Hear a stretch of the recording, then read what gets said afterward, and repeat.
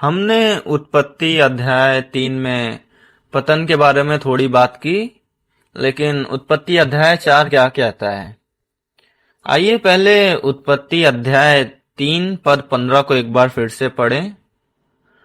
और मैं तेरे और इस स्त्री के बीच में और तेरे वंश और इसके वंश के बीच में बैर उत्पन्न करूंगा।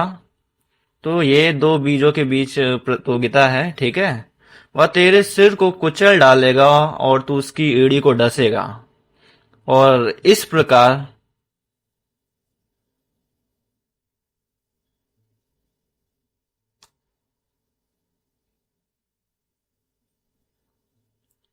उसके बाद आदम के दो बेटे कैन और हाबिल हुए। लेकिन ये दो बेटे या दो बीज हैं जिन्हें हम देखते हैं। और पहला यूहन्ना अध्याय 3 कैन के बारे में भी बताता है कि कैसे कैन शुरू से ही शैतान था और इसलिए आदम और हव्वा ने अच्छे और बुरे के ज्ञान के वृक्ष का फल खाया और परिणाम स्वरूप जो कुछ भी हमारे अंदर से निकलता है वह अच्छा और बुरा दोनों होता है। कभी कभी अच्छा और बुरा हमारे अंदर आता है, लेकिन हम नहीं जानते कि अच्छे और बुरे के बीच अंतर कैसे करें।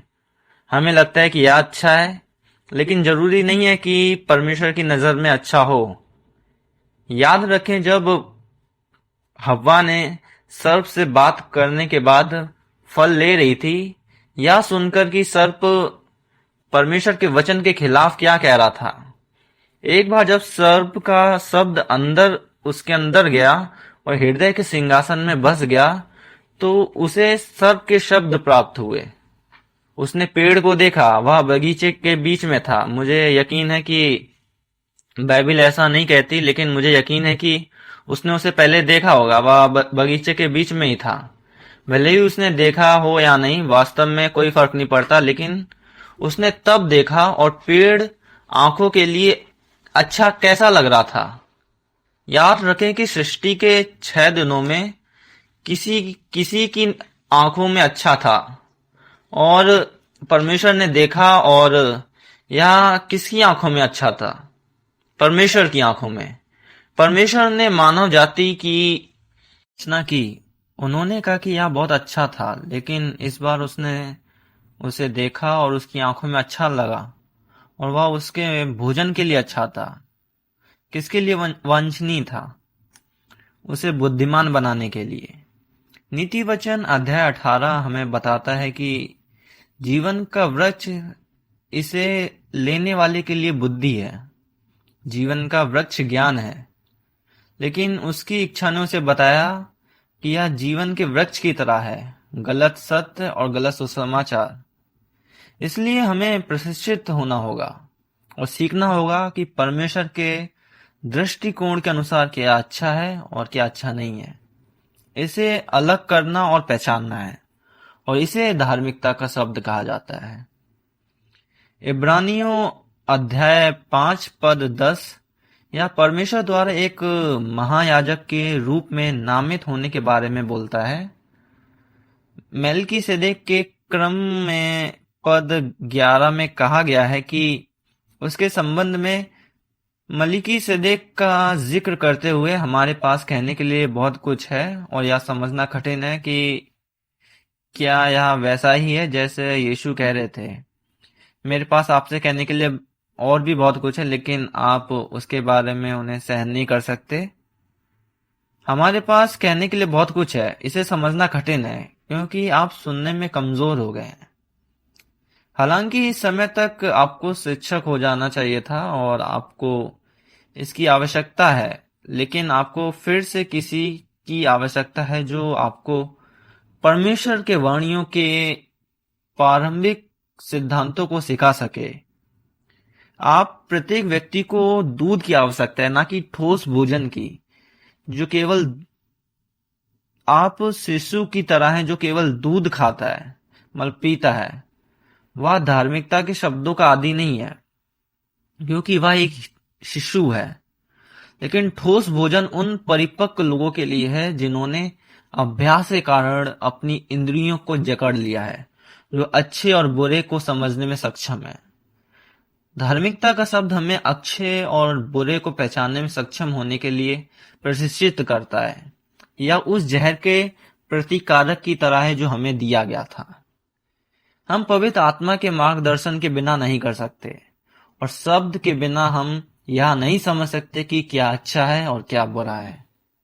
यह इस दुनिया की समस्या है कि हर कोई चिल्ला रहा है और जो उन्हें अच्छा लगता है उसके लिए जोर देता है। वे मानवीय दृष्टिकोण से, पाप पूर्ण दृष्टिकोण से इसके लिए तर्क देते हैं, और लोग उस तर्कों को लेते हैं और लोग इसका पालन करते हैं। लेकिन परमेश्वर की नजर में यह बड़ा सवाल है। इसलिए हम उन दो बीजों पर वापस आते हैं। कैन ने हाबिल को मार डाला। हम जानते हैं कि इसलिए हाबिल के बजाय परमेश्वर ने सेत को दिया। इसलिए सेत एनोस को हमने सीखा। फिर बाद में नूह, अब्राहम, इसहाक और याकूब को देखते हैं जो यीशु के राह पर चले, और यह वंशावली परमेश्वर की आराधना करने के लिए जानी जाती थी, जिसे हमने इनोस के समय के दौरान पढ़ा था। उन्होंने परमेश्वर के नाम को पुकारना शुरू कर दिया था। लेकिन आइए हम देखें कि कैन की वंशावली कैसी है। ठीक है, कैन की वंशावली। आइए हम उत्पत्ति अध्याय 4 पद 16 और 17 की ओर देखें। कैन ने अपनी पत्नी के साथ संबंध बनाए और वह गर्भवती हुई। उसने हनोक को जन्म दिया और उसने एक शहर बनाया जिसका नाम हनोक रखा गया और बुलाया गया। शहर का नाम हनोक था। यह एक अलग हनोक है। ठीक है। उत्पत्ति अध्याय 5 से उसके बेटे का नाम अब हनोक के नाम पर रखा गया। इराद का जन्म हुआ और इराद मावियल का पिता बना, और मावियल मतूसले का पिता बना, और मतूसले लेमेक का पिता बना। यह अलग लेमेक है। ठीक है। लेमेक ने 2 पत्नियां ब्याली। एक का नाम आदा और दूसरे का नाम जिल्ला था। आदा ने जबाल को जन्म दिया। वह उन लोगों का पिता बना था जो तंबू में रहते थे और जिनमें प्राण फंसे हुए थे। और उसके भाई का नाम जुबेल था। वह इनका पिता बना था जो वे सब जो झूठ बोलते थे और बांसुरी बजाते थे, क्योंकि जिल्ला के लिए उसने पीतल और लोहे के सभी उपकरणों के गढ़ने वाले तबुलकेन को जन्म दिया था। और तबुलकेन की बहन नोएमा थी। लेमेक ने अपनी पत्नियों से कहा, इससे हमें पता चलेगा कि वे कितने गिरे हुए और कितने भ्रष्ट थे। इसकी तुलना उन दिनों से करेंगे जिसमें हम रह रहे हैं। आदा और जिल्ला, मेरी आवाज सुनो, तुम लेमेक की पत्नी हो। क्या यह तुम्हें पहले से विचलित कर देता है? कल्पना कीजिए कि यदि आपका पति आ रहा है। मुझे नहीं पता, शायद मुझे आपके पति के बारे में बात नहीं करनी चाहिए, लेकिन आप कल्पना कीजिए, एक पति घर आता है और कहता है कि हे शमूएल की पत्नियों, मेरी बात सुनो, मैंने आज क्या किया, मेरी बात पर ध्यान दो और देखो कि मैं क्या कह रहा हूं, क्योंकि मुझे घायल करने के लिए एक आदमी को मार डाला। यह मूल भाषा को घायल करने वाली हल्की सी चोट थी, और उसने मुझे हल्के से चोट पहुंचाई, और मैंने उसे और एक लड़के को मुझे मारने के लिए मार डाला। मैंने एक लड़का जो मुझे मारना चाहता था, मैंने उसे मार डाला। क्या यह शेखी भगाड़ने की बात है कि यदि कैन से 7 गुना बदला लिया गया तो लेमेक से 77 गुना नैतिकता और नैतिकता खत्म हो गई। उन्हें अपनी सफलता की परवाह है, भले ही उसे इस छोटे से लड़के से कुचलना पड़े या उसके ऊपर से कदम चलना पड़े, जब तक वो प्रबल है। यही मानसिकता कैन की थी। इसलिए कैन के 3 बेटे थे। कैन के वंशज थे। लेमेक के 3 बेटे थे। लेकिन हम उन 3 बेटों जुबल और तबुलकेन के बारे में सोचने जा रहे हैं। जबल को किस नाम से जाना था? जाना जाता था। जबल पिता था। जब आप कहते हैं कि किसी चीज का पिता होना, तो इसका क्या मतलब है? वो आविष्कारिक है, या नौसिखिया है, या वह शास्त्रीय संगीत का सबसे बड़ा संपादन अधिकार जनक है? आइए मेरी मदद करें। आप सोच सकते हैं, लेकिन मुझे ना सोने दें। शास्त्रीय संगीत का जनक कौन है? मदाना। आप मोजर को जानते हैं, ठीक है। आप जानते हैं कि जबल उन लोगों के पिता थे जिनके पास पशुधन था। उस समय के दौरान पशुधन क्या था? शायद अर्थव्यवस्था। उस समय के बिल गेट्स की तरह होंगे, रॉन बफेट की तरह, मैं नहीं जानता। लेकिन मैं उन लोगों के जुबेल आर्ट्स मनोरंजन उद्योग के पॉप हॉलीवुड का बुरा नाम नहीं देना चाहता, ठीक है।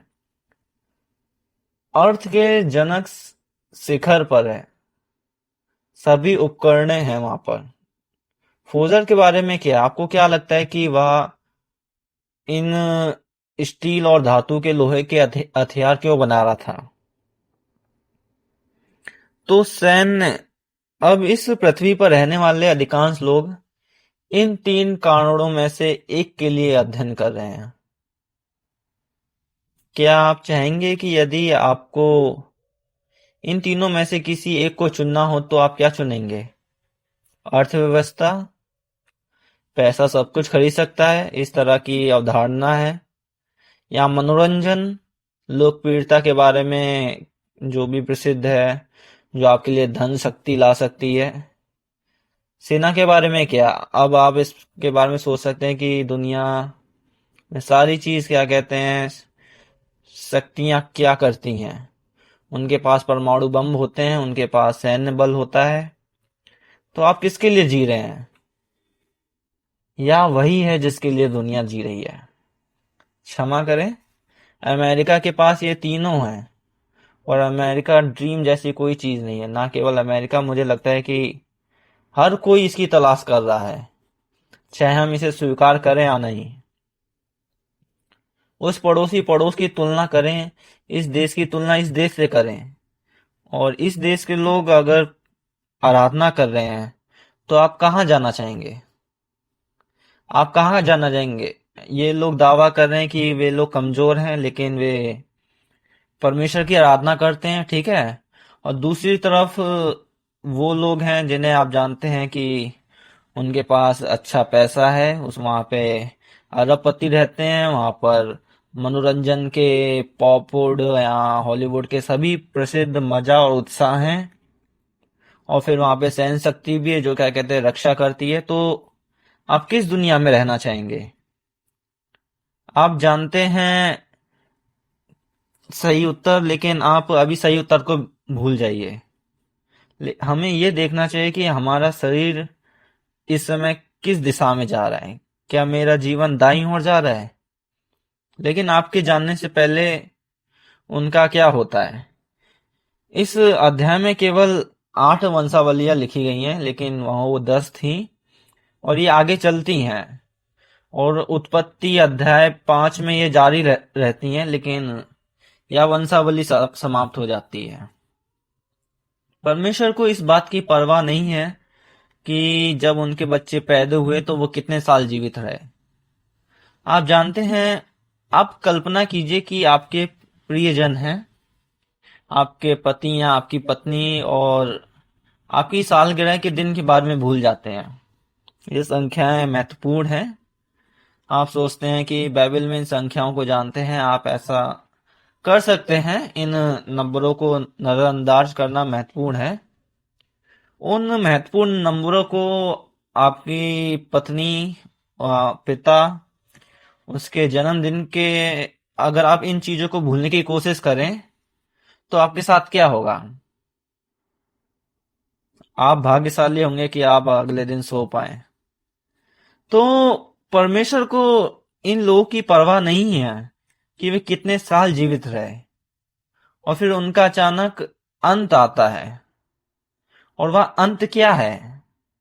हम सोच सकते हैं कि शायद वह अंत नूह की बाढ़ होगी, ठीक है, लेकिन उनका अंत हो जाता है। लेकिन शैतान का दुष्ट वंश कैसे जारी रहता है?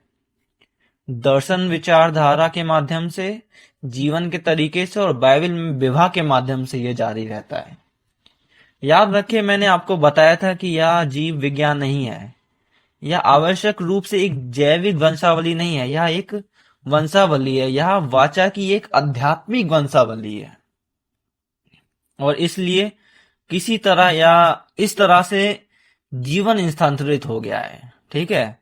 और हर अच्छा आदमी, लेकिन क्योंकि वे गिरे हुए आदम के वंशज हैं, वे जन्म देते हैं और अलग अलग बीज निकलते हैं। नूह के 3 बेटे थे। तीनों में से एक बेटा था जिसका नाम था हैम। उसको क्या हो गया? उसने स्मोक कर लिया क्या? अच्छा ठीक है, सॉरी सॉरी सॉरी, मुझे ऐसा नहीं बोलना चाहिए था। हाँ तो ठीक है, आइए उत्पत्ति अध्याय 10 की ओर मुड़े। तो उत्पत्ति अध्याय पद 6, उसके पुत्र थे कूश और मैसराम और फूत और कैनान, ठीक है। उसके 4 बेटे थे, ठीक है। उनके नाम क्या थे? कूत, फूस, मेसराम और कनान, ठीक है। 4 बेटे थे। चलिए ठीक है, पढ़ते हैं पद 8 को। कूश नमरोद का पिता बन गया। वह पृथ्वी पर एक शक्तिशाली व्यक्ति बन गया। वह शक्तिशाली था और परमेश्वर के सामने एक शक्तिशाली शिकारी था। इसलिए ऐसा कहा जाता था कि नमरोद प्रभु के सामने एक सर्वशक्तिशाली शिकारी था। यह हिब्रू में पहले शब्द के आपके लिए सही अनुवाद कर दिया गया है। परमेश्वर के सामने सामना करने का अर्थ जानने से पहले यह जान लें कि इसका शाब्दिक अर्थ परमेश्वर के सामने है। इसलिए जब आप किसी का सामना कर रहे होते हैं तो आप इस बारे में सोच सकते हैं कि क्या आपने WWF या WWE देखी है? वे एक दूसरे का सामना कर रहे होते हैं और चुनौती दे रहे होते हैं। उस समय के दौरान जंगली जानवर थे, दुश्मन थे, और महान शिकारी जो दुश्मनों या जंगली जानवरों को शिकार करते थे, उन्हें उस समय का नायक माना जाता था। नमरोद लोगों के नायक थे, तो कूश नमरोद का पिता बन गया, जो परमेश्वर के खिलाफ चुनौती का सामना करने वाले लोगों का नायक बन गया। और उसके राज की शुरुआत बाबिल से हुई। क्या आपने बाबिल की मीनार को जानते हैं? और अराक और अखाद और कालने और शिनार के देश में, और उस देश से निकलकर वह अशूर को गया और निन्वे को बसा लिया। आप यहाँ सभी बुरे नाम देख सकते हैं।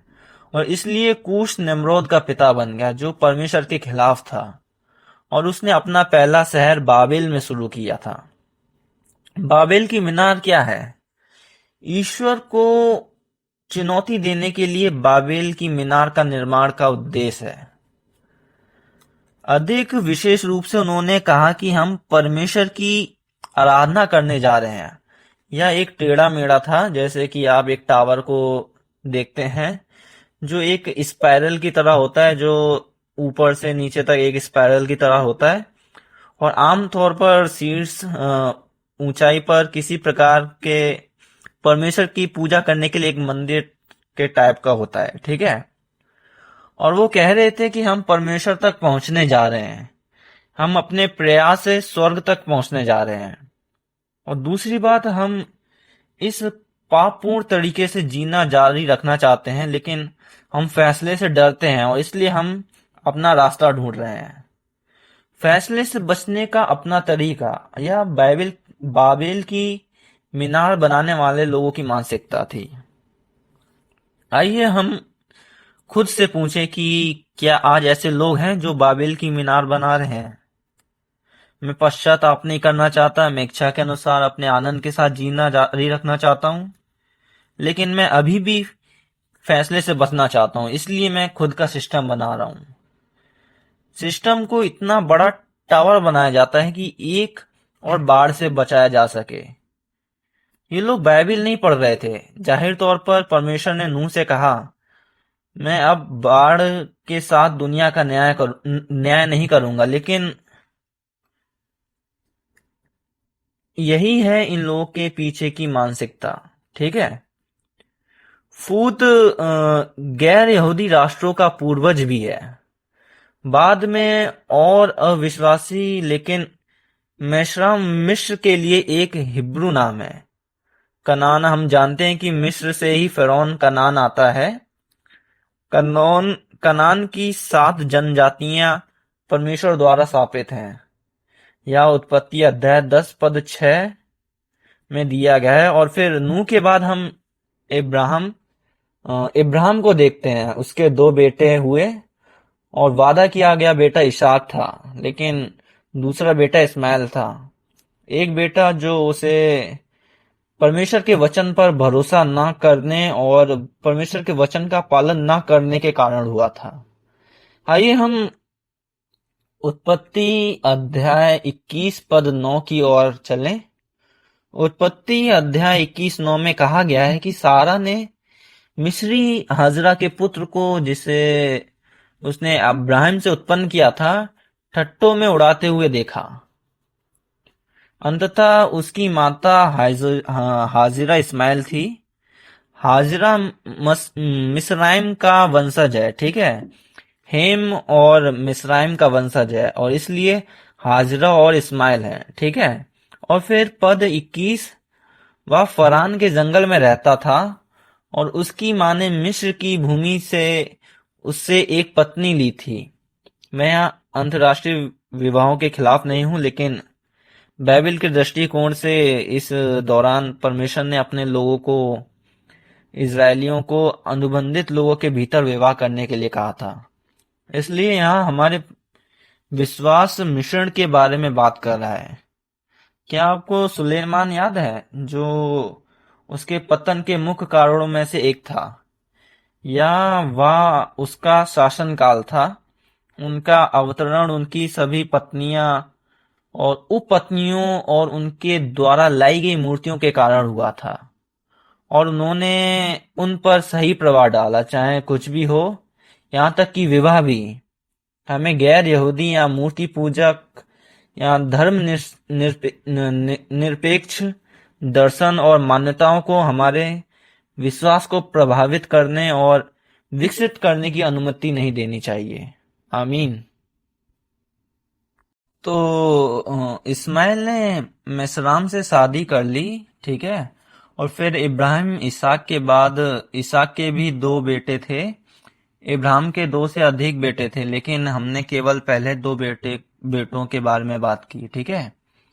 इसाक के 2 बेटे जुड़वा थे। याकूब वह था जिसने वाचा प्राप्त की थी, जो वाचा के साथ जारी रही, लेकिन उसके पास एसाव था। आइए हम उत्पत्ति अध्याय 36 पद 6 की ओर देखें। और निम्नलिखित पद 1 और 2 अब ये इसाव यानी एदोम की पीढ़ियों के अभिलेख हैं। एदोम मतलब एसाव ने कनान की बेटियों से अपनी पत्नियां ले लीं। हित्ती एलोन की बेटी, आदा और अन्ना की बेटी, ओलीबामा और हित्ती जियोन की पोती भी इस्माइल की बेटी थी, जो नबायोत की बहन थी। अब एसाव ने 3 पत्नियों से शादी की, और 2 कनान की बेटी से हैं और 1 इस्माइल की बेटी से। इसलिए अब ऐसा है, अब ये 3 परिवार एसाव शक्तिशाली के माध्यम से एक परिवार बन गए। ठीक है। और मैं इसे हेम इस्माइल कहता हूं। मैं इस द जोकर सिंड्रोम कहता हूं। क्या आपने फिल्म द जोकर देखी है? इस दुनिया में हमारे पास बहुत सारी समस्या हैं। जोकर सिंड्रोम में ऐसा है, मैं समाज में पीड़ित हूं, मैं सिस्टम का पीड़ित हूं, मैं चर्च का पीड़ित हूं, मैं पीड़ित हूं, और इसलिए मैं जो करता हूं वह उचित है, भले ही वो पापपूर्ण हो और बुरा हो या उचित है, क्योंकि मुझे ऐसा करने के लिए बनाया गया था। इस्माइल सिंड्रोम, हीम सिंड्रोम और एसाव। लेकिन उन्हें शुरू से ही एहसास नहीं हुआ कि उनके पास कोई सम्मान नहीं था। उनके पास परमेश्वर के वचन के लिए कोई दिल नहीं था। परमेश्वर की वाचा के लिए वह हिस्सा था, वे मिटा देते थे और वे वहीं से शुरू करते थे जहां से उन्हें प्रताड़ित किया जाता था। याद रखें कि एसाव एदोम का पिता है। एदोम, ठीक है। और अगर हम पढ़ना जारी रखें तो हम एसाव के यहाँ एक मलिक का जन्म होते हुए देखते हैं। क्या आप देखते हैं कि समय बचाने के लिए आपको कहीं छोड़ दूंगा, पता लगाएं कि क्या वहां कहीं अमालेक का जन्म हुआ है। एसाव अमालेकी, और आप जानते हैं कि अमालेकी क्या कर रहे थे।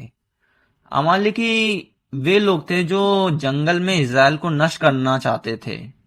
वे लोग जिनके खिलाफ परमेश्वर ने ये यहोशू से लड़ाई की थी और परमेश्वर ने बेटे को लंबे समय तक रहने की अनुमति दी थी, जो अमालेकी के खिलाफ था।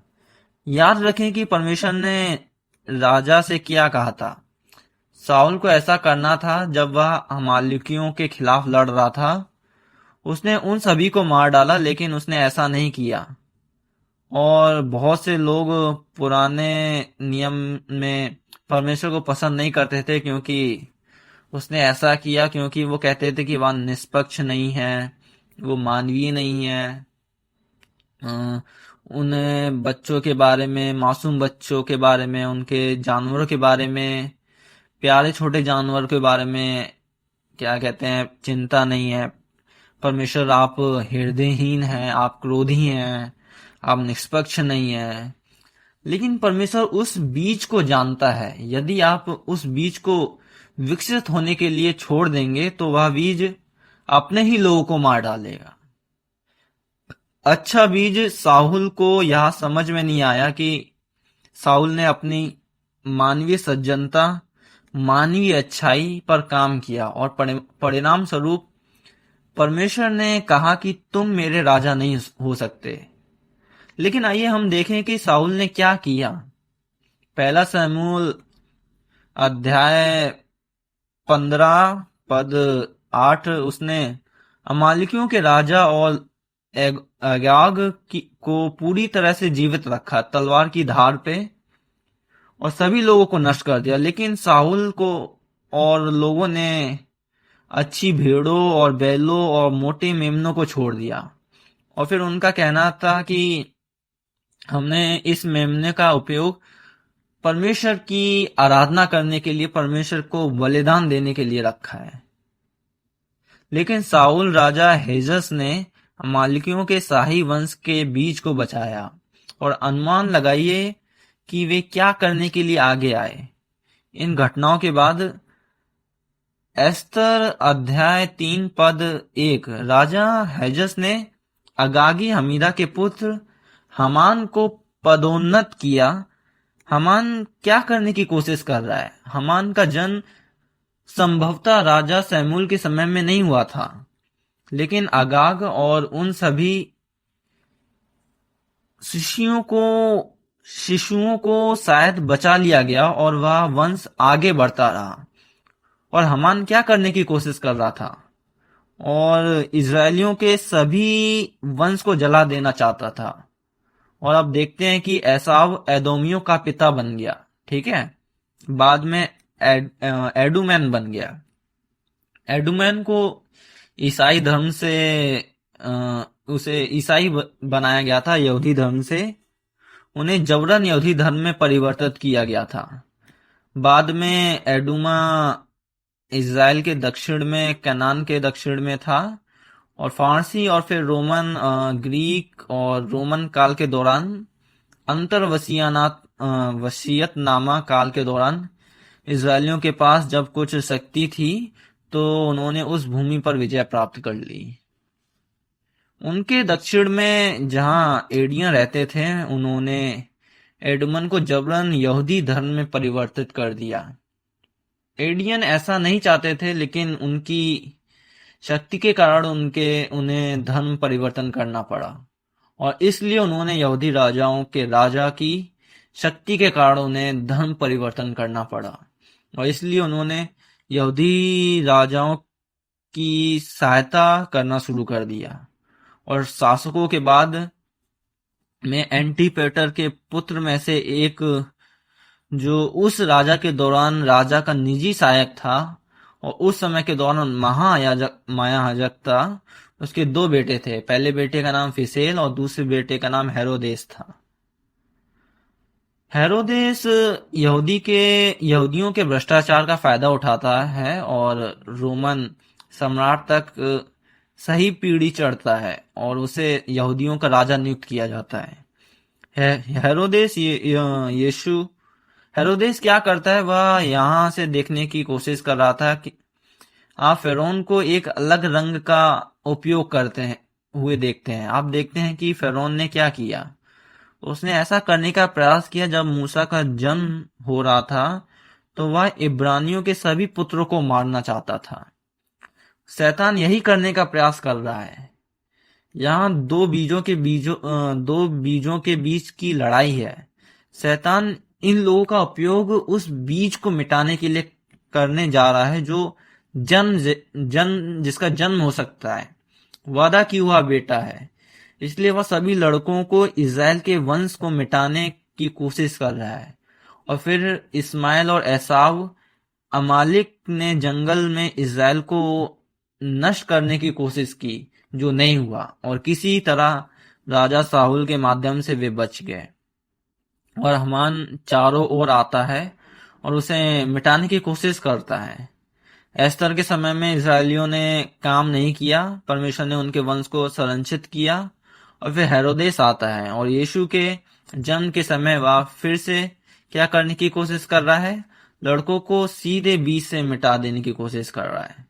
यीशु ने क्या किया, परमेश्वर ने उनसे क्या कहा इसहाक के माध्यम से, जब वह इसाब और याकूब को आशीर्वाद दे रहा था कि कौन किस पर शासन करेगा, एसाव याकूब पर शासन करेगा या याकूब एसाव पर शासन करेगा, याकूब एसाव पर शासन करेगा। यहाँ क्या हो रहा है, इजरायली जो शासन कर रहे हैं, जिस पर यह एसाव का वंशज है या याकूब का वंशज है जो शासन कर रहा है।